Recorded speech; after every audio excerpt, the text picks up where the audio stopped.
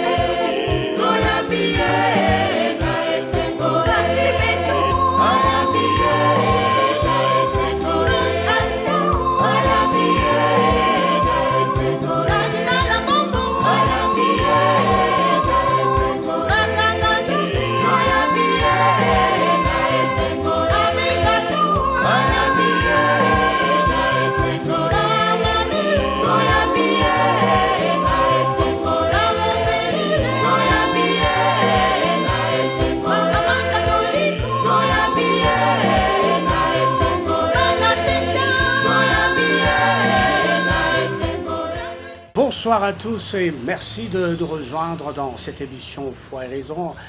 Le plaisir est nôtre de vous retrouver en ce jour, vous qui nous suivez de Kinshasa, de Brazzaville et de partout à travers Canal.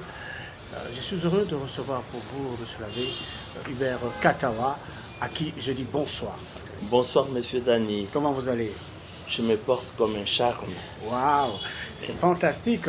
Voilà, on a eu la RDC, la République démocratique du Congo, a eu cette occasion extraordinaire, une fois de plus, de recevoir sa sainteté, le pape François, ici à Kinshasa, en République démocratique du Congo. Et cela, c'est la troisième fois que notre pays reçoit le souverain pontife. Et voilà, donc on a eu l'occasion de recevoir en 1980-85 Saint Jean II qui était venu ici à Kinshasa. Jean-Paul II. Oui, Jean-Paul II. Et aujourd'hui, on a l'occasion favorable de recevoir le pape François. Monsieur l'abbé, d'entrée de jeu, quelles sont vos impressions? Quel sentiment avez-vous par rapport à cette visite du pape ici en RDC? Je suis habité par les sentiments de joie immense, une très grande satisfaction. Quand je vois comment la visite apostolique du Saint-Père a été préparée psychologiquement par les Congolais Quand je dis les Congolais, ce sont tous les Congolais, Les hein. Congolais, oui. Toutes les classes sociales confondues. Oui. Et une grande réussite Oui. parce que son message portera beaucoup de fruits. Beaucoup de fruits. Un message d'une très grande portée sociale, politique, spirituelle. Vraiment, je suis très heureux. Très heureux. Et je me dis, nous sommes un peuple béni. Béni. Et la visite du Saint-Père le confirme. Bien dit.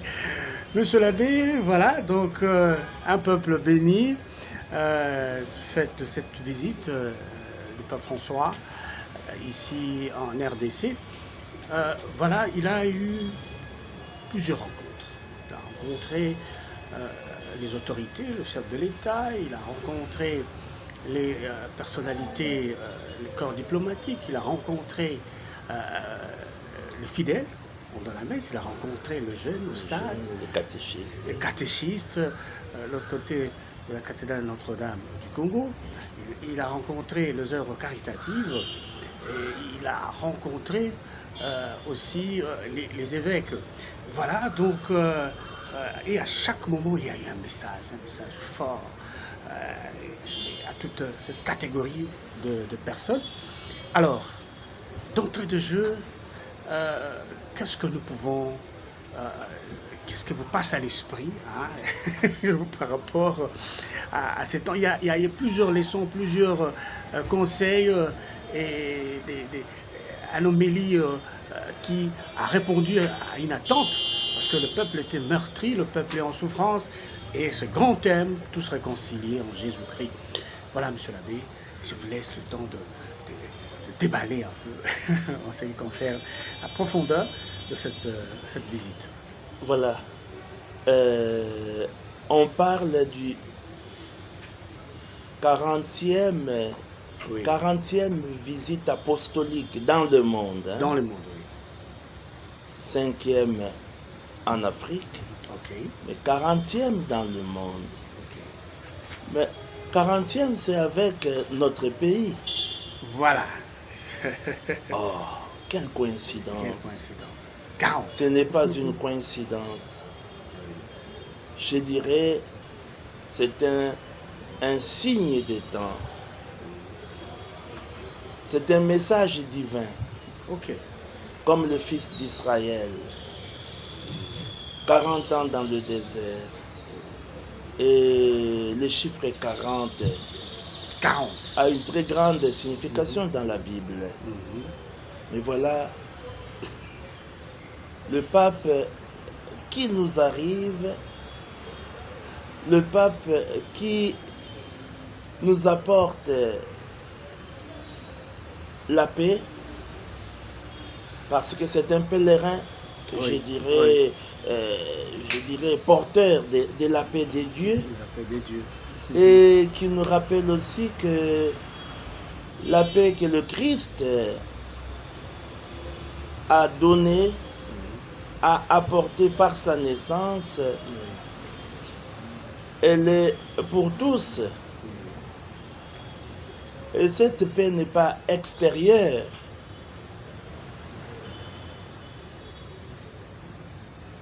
Elle reviendra dans la mesure où nous nous donnerons de l'espace dans nos cœurs Dans nos cœurs. à nos frères et sœurs. Oui. Et le pape qui nous arrive, je ne dirais pas comme dans un rêve, mais c'est une réalité. Une réalité. Nous l'avons vu, Oui. il nous a salués, Salué. nous l'avons touché de nos mains. Oui. Mais il vient nous rappeler certaines vérités Oui. que beaucoup ignoraient. Que l'Afrique est le sourire du monde. Sourire du monde. Le Congo, quand je dis l'Afrique, je vois aussi le Congo. Et l'espérance du monde. Mais pour que le monde soit heureux, vous savez, on parle du poumon du monde entier qui se trouve au Congo, avec tout ce que nous avons comme forêt. Et voilà, il vient pour, je dirais même, plaider en faveur de l'Afrique, en faveur du Congo. Et le pape se constitue en avocat. Il voudrait que le peuple congolais vive heureux, puisse profiter de toutes les richesses qu'il a, ce peuple, qu'il possède. Et voilà, d'ailleurs, en parlant du peuple congolais, il fait allusion aussi à l'Afrique tout entière. Et il s'érige en défenseur. D'ailleurs, il dit à propos de ce qui se passe en Afrique, il s'adresse à tous les autres. Moi, je parlerai des prédateurs. De prédateurs. Alors, il dit, retirez vos mains de la République démocratique du Congo. Message fort. Retirez vos mains de l'Afrique. Cessez d'étouffer l'Afrique. L'Afrique n'est pas une mine à exploiter, ni une terre à dévaliser. Que l'Afrique soit protagoniste de son destin. Voilà notre Père dans la foi, le symbole de l'unité de l'Église. Le pasteur universel, il plaide pour nous. Là, directement d'entrée de jeu dans son message, face aux autorités, face au corps diplomatique, et là, c'est face au monde qu'il fait ce plaidoyer. Face au monde. Mais en même temps, il nous rappelle, il rappelle chacun de nous, que chacun a un rôle à jouer. Nous nous engageons pour le développement. Mais moi, je crois que si notre Congo retrouve la paix, mais nos voisins aussi seront heureux. Ils pourront aussi bénéficier de tout ce que nous avons, que nous possédons. Voilà pourquoi le pape, sa présence, je dirais, nous apporte une grande espérance. Il vient nous encourager, il vient nous réconforter, il vient nous pousser à nous relever, à ne jamais désespérer, à ne jamais baisser les bras pour dire vous êtes capable, vous êtes intelligent. Vous êtes capable de l'impossible. D'ailleurs, ne parlons même pas de l'impossible, de l'impossibilité de changer tout ce qui se passe autour de nous. Parce que nous possédons des armes capables de nous ramener la paix. Et quand je parle des armes, je parle de la prière. Bien sûr. La prière. La prière. Oui, c'est l'arme la plus puissante. Et en même temps, vous savez, quand nous prions, par exemple, le Notre Père, je ne sais pas si vous avez fait attention à toutes ces rencontres. Le Saint-Père clôture par la prière de Notre Père. La prière que nous avons reçue du Sauveur. La prière des enfants de Dieu, notre Père. Vous voyez, il vient pour la réconciliation. Il vient nous rappeler que nous sommes une famille. Et voilà pourquoi, même si nous parlons du développement, le développement sera impossible sans le concours de tous. Tous ensemble, nous devons participer. Voilà. Très bien dit, monsieur l'abbé. Et il a eu un grand temps fort pendant la messe qui s'est tenue à Ndolo, où justement il insiste sur la miséricorde, sur le pardon. Et deux fois, un peuple meurtri, souvent c'est difficile de pardonner à son bourreau qui vous a fait du tort, les offenses. Et là, on voit que le pape assiste sur cet aspect, sur nous réconcilier avec nous-mêmes, parce que le pardon est un nouveau recommencement. Et là, c'était quand même très fort, Padre. Alors voilà, quand il parle du pardon, il insiste sur la miséricorde. La miséricorde. Mais oui, même quand il s'est adressé aux évêques, avant d'aller à l'aéroport, il a parlé du pardon. Mais vous savez, le pardon apporte la paix. Le pardon apporte la paix. Apporte la paix.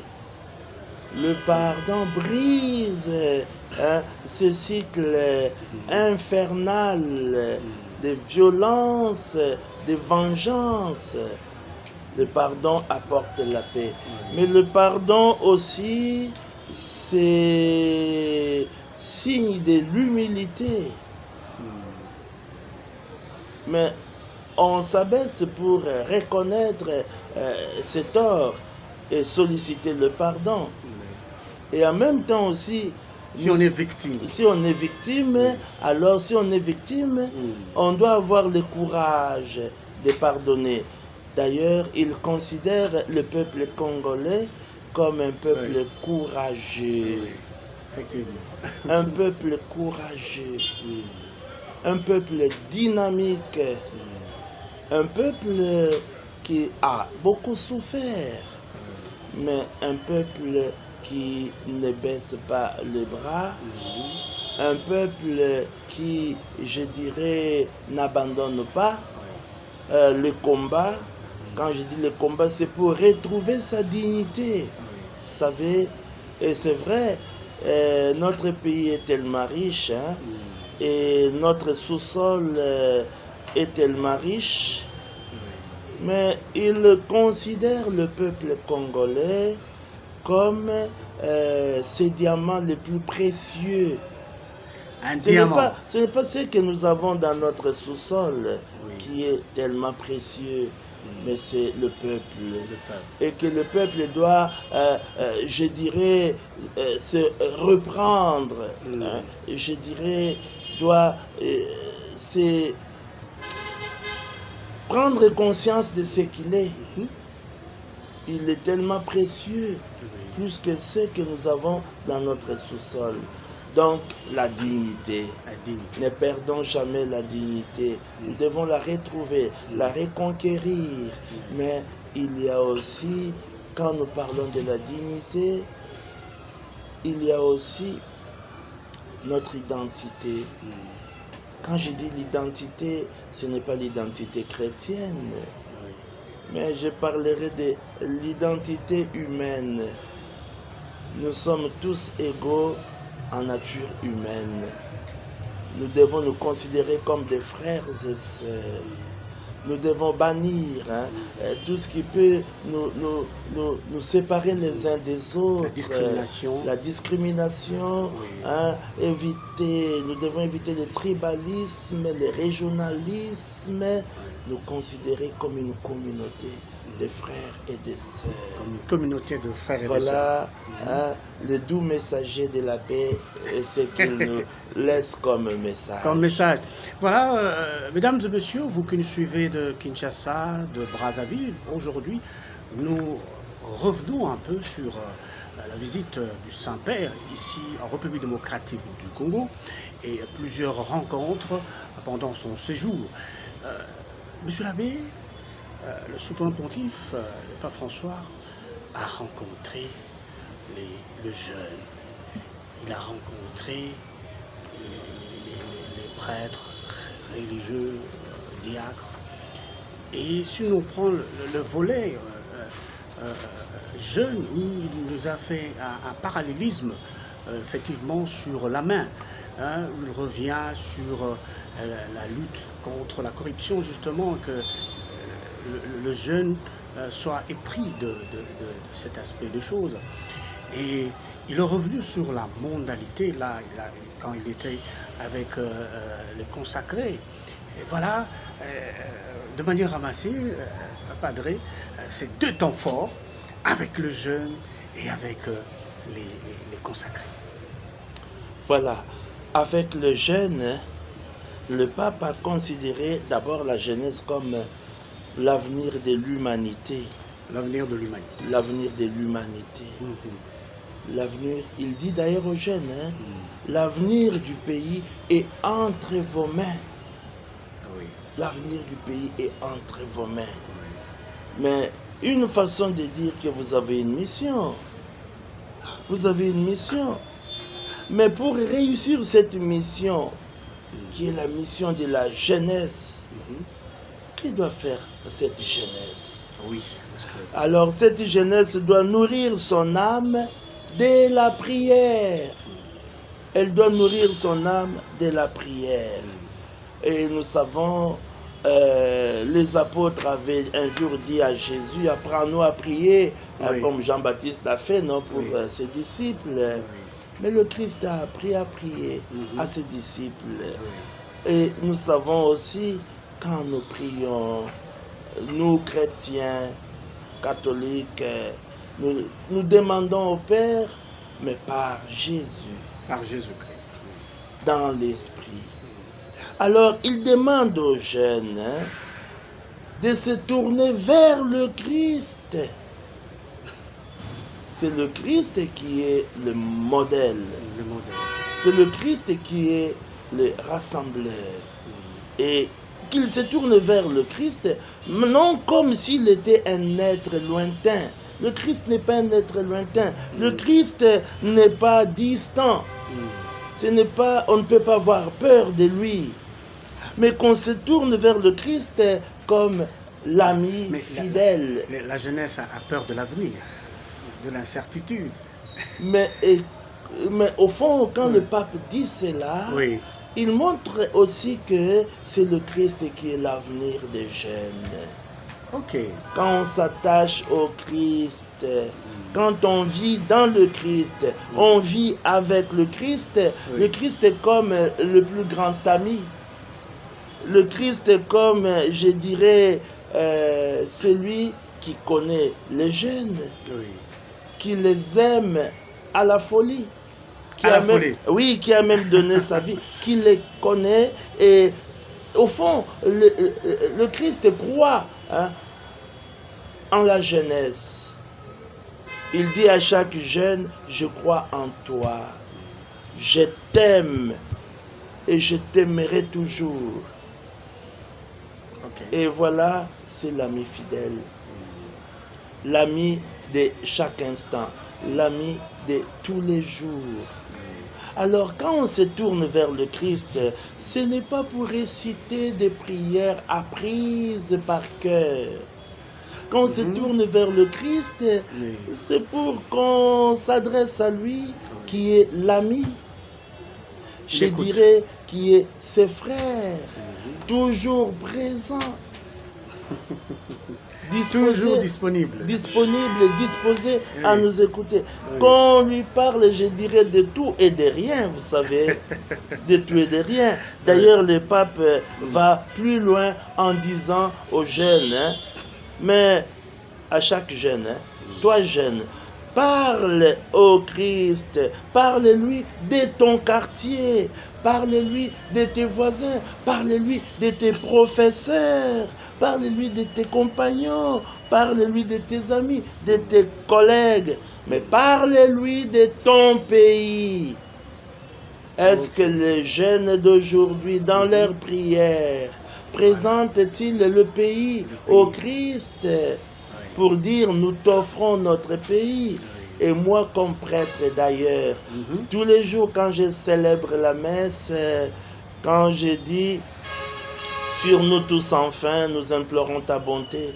Ah mais j'ai dit, sur notre chère patrie, notre très chère patrie, nous implorons ta bonté.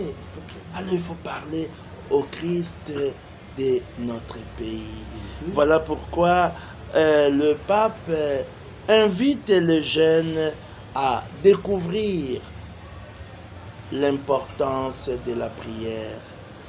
Il faudra qu'un jour, quand nos jeunes parviendront à, je dirais, réaliser des exploits, parce que ce n'est pas impossible, réaliser des exploits. Notre Dieu, c'est le Dieu de toutes possibilités. Ne l'oublions jamais.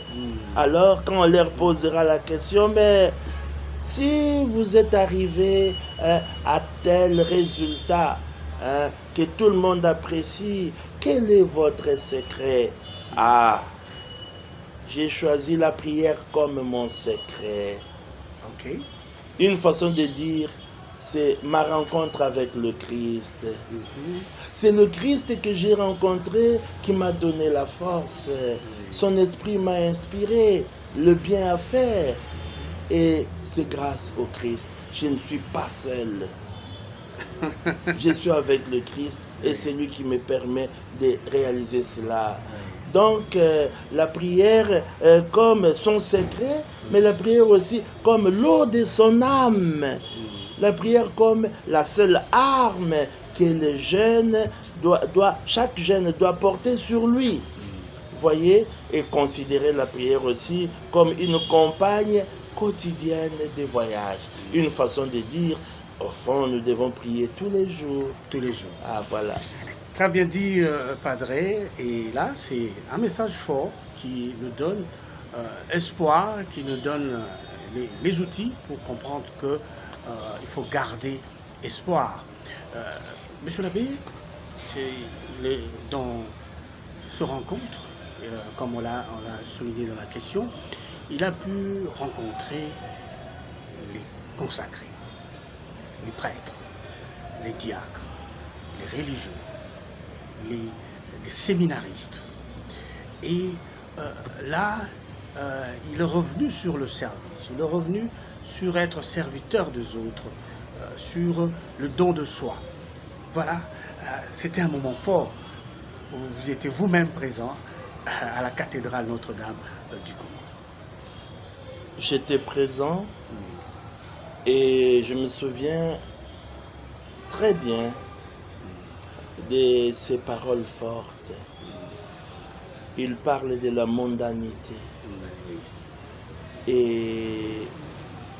Mais il rappelle encore, aux personnes consacrées, la vie des prières.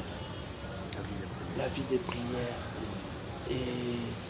Mais pas seulement se limiter aux prières traditionnelles qui sont prévues, parce que dans nos communautés, nous avons des heures de prière. Mais même en dehors de ces heures de prière, des prières spontanées, jaculatoires.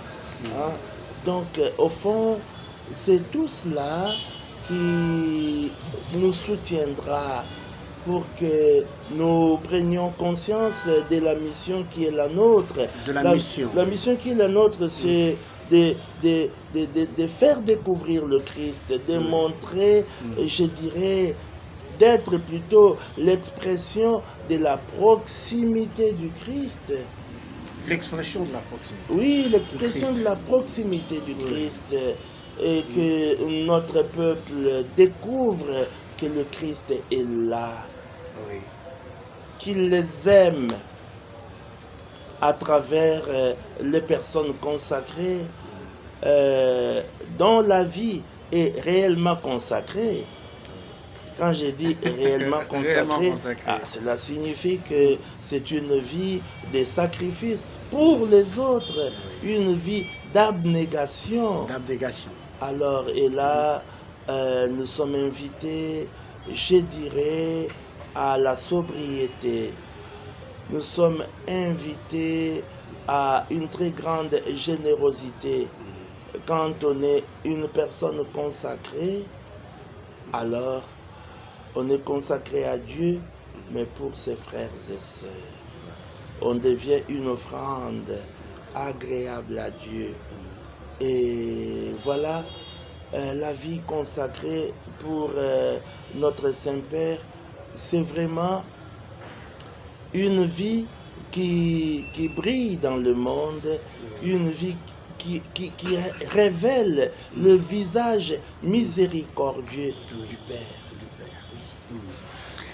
Voilà, nous progressons, mesdames et messieurs, vous que nous suivez d'ici et d'ailleurs. Hein, nous sommes dans ce cadre de Foi et Raison, nous parlons justement de la visite du pape François en République démocratique du Congo, les temps forts où il a eu plusieurs rencontres avec les fidèles, avec les prêtres et aussi avec les évêques. Padri, qu'est-ce que nous pouvons comprendre aussi un moment fort où il a eu à rencontrer les organisateurs des œuvres caritatives, ou vous-même avec Téléma Nguenge, vous avez eu à le rencontrer, vous avez tenu même un mot à l'occasion, vous avez une adresse par rapport à cela, mais cet élan du pape pour rencontrer les personnes vulnérables, les personnes laissées pour compte. Et vous-même, vous travaillez dans ces domaines-là. Et quel est votre mot par rapport à cette rencontre que vous étiez vous-même présent? Voilà. Je rappelle ici que le premier missionnaire de la miséricorde au monde, c'est le pape lui-même. Et moi, si il m'a été, je dirais, accordé, c'est une grâce de rencontrer le Saint-Père. Je l'ai rencontré. J'ai présenté au Saint-Père 4 personnes vivant avec handicap. Et j'ai expliqué. Alors, moi je dirais c'est au fond le Saint-Père lui-même qui m'a envoyé en mission. Moi, ce que j'ai fait là, où j'ai fait, ce n'est que la mise en application de ces enseignements. Parce que comme missionnaire de la miséricorde, hein, le Saint-Père nous invite tous les 2 ans à Rome, au Vatican, et il nous donne des enseignements. Tous les 2 ans, nous rentrons au Vatican pour ça. Bon, c'est vrai, il y a des professeurs qui nous parlent, et à la fin, c'est lui qui conclut, qui nous montre comment confesser, comment être missionnaire de la miséricorde. Hein? Alors, et le pape avait dit lui-même, je ferme la porte de la miséricorde, hein, mais les œuvres de la miséricorde continuent. Et voilà, et moi j'ai été frappé par cette phrase-là. Et ici, dans ma paroisse Sainte-Anne, je me souviens, les nonces apostoliques, hein, son Excellence Monseigneur Ettore Balestrero, quand il est arrivé au Congo, ma paroisse a été, si j'ai bonne mémoire, le 2e endroit qu'il a visité. Il a commencé par visiter un hôpital à Limete, Moïmatongo. Une tour s'était écroulée. Il est allé visiter pour consoler, réconforter. Après, il est passé pour rencontrer les personnes vivant avec handicap. Il avait un message du pape pour les encourager. Et c'est lui aussi qui avait je dirais, donné, délivré la carte, la carte des membres, hein, pour les soins médicaux aux personnes vivant avec handicap. C'est lui le premier. Parce que notre mutuelle de santé, Téléma Nguenge, date d'il y a 4 ans. Et c'est lui qui a délivré les cartes des membres. Mais je dirais, si aujourd'hui nous avons une mutuelle de santé au sein du groupe Téléma Nguenge que j'ai trouvé en arrivant à la paroisse, fondée par un laïc, hein, un laïc engagé avec son épouse, Monsieur Jean-Claude Eyalé, et son épouse Maman Liliane. Ils ont fondé ces groupes, mais moi, voulant mettre en application les enseignements du pape, j'ai encouragé, Oui. j'ai accompagné, et voilà, nous avons une mutuelle de santé. C'est pour cela que, disons, avec la grâce de Dieu, nous sommes allés voir le Saint-Père quand il a reçu les représentants des œuvres caritatives. Nous sommes allés pour lui parler de leur situation. Une façon de dire, au fond, ce sont des personnes vulnérables, des personnes très pauvres. Et le pape lui-même l'a dit, hein, dans l'un de ses discours. Il a dit, la pauvreté et le rejet offensent l'homme. Offensent l'homme. Mais ce sont des personnes rejetées, exclues.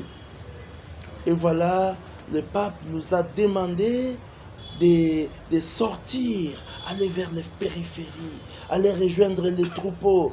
Hein. Et voilà. L'odeur du troupeau. Ah, il faut sentir l'odeur, hein, l'odeur du troupeau, Oui. hein, des brebis. De brebis, oui. Et voilà, quand il demande aux chrétiens et à tous les hommes de vivre dans la fraternité, dans la solidarité, au fond, c'est ce qui se passe. Souvent de C'est ce qui se passe aussi en faveur de ces groupes, de personnes vulnérables qui ne travaillent pas, parce qu'il y en a qui sont sans main, des invalides, mais voilà, mais des personnes heureuses, parce que dans notre paroisse Sainte-Anne, ils ont rencontré des frères et sœurs généreux. Ok. Ce sont les chrétiens, les hommes de bonne volonté qui cotisent chaque année pour leur offrir des soins de santé de qualité. Et c'est $37 par an. J'ai dit $37, c'est aussi pour interpeller et inviter tous les autres téléspectateurs, les hommes de bonne volonté. Avec $37 par an, vous avez permis à un frère, à une sœur vivant avec handicap de se faire soigner pendant toute une année. Toute une année, 12 mois. Grâce à votre générosité. Et nous avons dit cela au pape. Il était très, très, très content. Voilà, moi je dirais, au fond, c'est lui-même qui nous a invités à le faire et nous sommes en train de mettre en pratique ces recommandations. Ces recommandations, voilà, c'est très bien dit, monsieur l'abbé. Et voilà, tout doucement, nous allons terminer avec notre rencontre de ce soir. Padre, vous avez eu l'occasion, et plusieurs occasions, voilà, rencontrer, vous êtes missionnaire de la miséricorde à Rome avec le pape, et aujourd'hui vous avez eu l'occasion, et là vous le donnez en occurrence avec spiritualité tellement Ngenge, mais quel visage, quel est votre mot, parce qu'il y a plusieurs messages en tout cas, mais quels sont les mots, la pensée qui traverse toutes ces rencontres que le pape a eues, et vous personnellement, qu'est-ce que vous retenez, qu'est-ce que vous allez partager avec les téléspectateurs qui nous suivent, Padre? Alors aux téléspectateurs qui nous suivent, je dirais, le pape nous aime, il est venu chez nous en père, il est venu chez nous en pèlerin de la paix.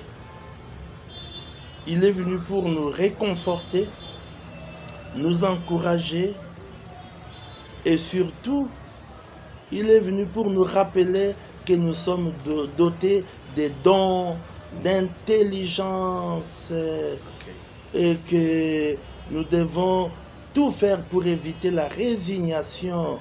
La résignation. Oui, le Christ est là, il nous donne la force. Il est venu pour nous dire, vous n'êtes pas seul, je suis avec vous, je connais vos souffrances. Vos souffrances sont mes souffrances. Vos larmes sont mes larmes. Et il est venu aussi pour nous dire que Dieu nous aime, que nous sommes un peuple grand, un peuple qui, je dirais, a aussi l'avenir du monde entre ses mains. Vous savez, tout ce dont le monde a besoin pour des grandes réalisations, des grandes inventions aujourd'hui, mais ça se trouve dans notre pays. Alors nous devons prendre conscience de tout cela et que chacun joue bien son rôle. Quand je dis que chacun joue bien son rôle, voilà, nous devons éviter les antivaleurs, la corruption, la médiocrité. Tout cela, nous devons éviter. Nous sommes un peuple grand. Et moi, je dirais, l'avenue du pape dans notre pays, une bénédiction, mais en même temps aussi, voilà, une reconnaissance en quelque sorte. Il reconnaît que nous avons quelque chose aussi à apporter au monde. Il nous dit courage, mais essayez aussi de vous ouvrir pour être capable de pardonner, vous ouvrir aux grâces du Seigneur pour être pas capable de pardonner, parce que nous ne pouvons pas construire ce pays sans les autres. Toujours ensemble, dans la paix, dans la fraternité, mais aussi dans l'humilité, une façon de dire nous aurons toujours besoin les uns des autres. Voilà, alors mes frères, mes sœurs, le pape est passé par chez nous. C'est à nous de mettre en pratique tout ce qu'il nous a laissé comme message, comme enseignement. Et il nous a toujours recommandé, à la fin de chaque discours, n'oubliez pas de prier pour moi. Nous prions pour le pape afin que Dieu, notre Père, lui donne la force de continuer son pèlerinage, malgré son corps qui ne lui permet pas de se mouvoir comme il le faisait avant. Mais le pape a décidé de continuer sa mission et de la continuer jusqu'au bout. Alors il a besoin de nos prières quotidiennes. Voilà, monsieur l'abbé, nous allons citer par votre message. Pour recevoir le pape, il y a eu beaucoup d'engagement au niveau du gouvernement, bien sûr, pour préparer. On a vu des sites qui étaient érigés, qui demandaient de l'argent, mais aussi au niveau de l'Église. Vos confrères, vous êtes donnés corps et âme pour la réussite de cette visite ici en République démocratique du Congo, 38 ans après. Ce n'est pas chose facile, mais le pape vient de partir, tout s'est passé en bonne et due forme. Quel est votre mot de gratitude? Et on a vu Tata Cardinal se mettre debout, les évêques, la Seine-Cour, tout le monde est pris de cette arrivée. Et voilà, mission accomplie, nous sommes heureux. Voilà votre mot pour clôturer l'émission, à ceux qui nous suivent, votre gratitude. Et voilà, monsieur l'abbé, je vous donne la parole pour chuter. J'ai dit grand merci à Dieu, qui a permis que tout se passe dans de très bonnes conditions. Mais ces très bonnes conditions, nous les avons obtenues aussi grâce à la générosité des chrétiens, parce que dans toutes les paroisses, il y avait une certaine organisation pour la contribution, mais aussi l'organisation. Quand je parle de l'organisation, je vois chaque fois on avait des réunions avec le cardinal Fridolin Ambongo, archevêque métropolitain de Kinshasa, pour voir comment nous organiser. Et moi je me souviens même comment il fallait sensibiliser nos chrétiens dans chaque doyenné, le long des grandes avenues, pour accueillir le Saint-Père. et comment les doyens devaient aller à l'aéroport pour l'accueillir et même le jour de son départ, être là pour lui dire au revoir à toute cette belle organisation. Mais n'oublions pas notre gouvernement. N'oublions pas le président de la République. Oui, parce que vous voyez un site magnifique. Un podium merveilleux. Moi je me disais, mais est-ce qu'on doit démonter ces podiums ou qu'on les laisse, hein? Ils ont pris toutes les dispositions avec plusieurs entrées pour éviter l'étouffement. Hein? Un site merveilleux. Et nos autorités de la police et aussi nos autorités militaires pour la sécurité. Et moi, quand j'entrais, j'ai dit, pas le jour de la messe, hein, quand j'entrais en Dolo par exemple, parce que moi, on m'avait confié une sous-commission, la sous-commission confession.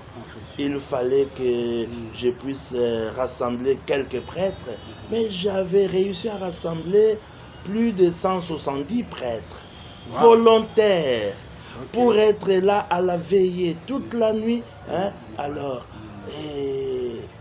j'ai dit merci à tous ceux-là. Les prêtres volontaires. Merci à tous les mouvements. Vous voyez comment les jeunes étaient aussi des volontaires. Vraiment, ils ont travaillé d'arrache-pied et ils ont animé toute la nuit la prière, les chants et aussi les membres du mouvement de la miséricorde divine pour les confessions, parce que comme responsable, grâce aussi à Monseigneur Xavier Valdès, on avait fabriqué 90 confessionnaux. Et avec ces confessionnaux, vous savez, les gens étaient là, se confessaient toute la nuit. Et c'était vraiment merveilleux. Merci à tous ces gens-là qui portaient l'inscription, confession du mouvement de la miséricorde. Mais n'oublions pas qu'il y a aussi des gens qui ont travaillé dans l'ombre, qui ont soutenu par la prière. Parce que beaucoup, hein, les méchants disaient, il va pleuvoir, il n'y aura rien. Alors non, tout s'est très bien passé. Le bon Dieu a exaucé nos prières. Le pape est arrivé, nous l'avons accueilli dans la joie. Lui-même est content, le cardinal est content, le nonce est content. Et à l'aéroport, j'ai vu comment le président de la République l'a accompagné jusqu'au pied de l'avion, dans la joie. Non, notre pays est béni. C'est un signal fort pour dire, peuple congolais, debout, le Seigneur est avec toi. Merci beaucoup, monsieur l'abbé, pour ce temps partagé sur la visite du pape François en République démocratique du Congo. Voilà, mesdames et messieurs, nous pensons que vous avez aimé ce temps de partage et qui était enrichissant par rapport au message fort de sa sainteté le pape. Voilà, nous sommes arrivés à la fin. Merci, monsieur l'abbé, pour votre temps. Malgré les multiples tâches, vous êtes disponibilisés. Merci à vous, mesdames et messieurs, d'avoir suivi cette émission Foi et Raison. Nous pensons que vous avez aimé et que le plaisir est partagé. Nous prenons rendez-vous avec vous prochainement sur les antennes de la télévision catholique et sur Canal. En attendant, portez-vous bien sur la télévision, sur nos programmes. Je vous dis bonsoir.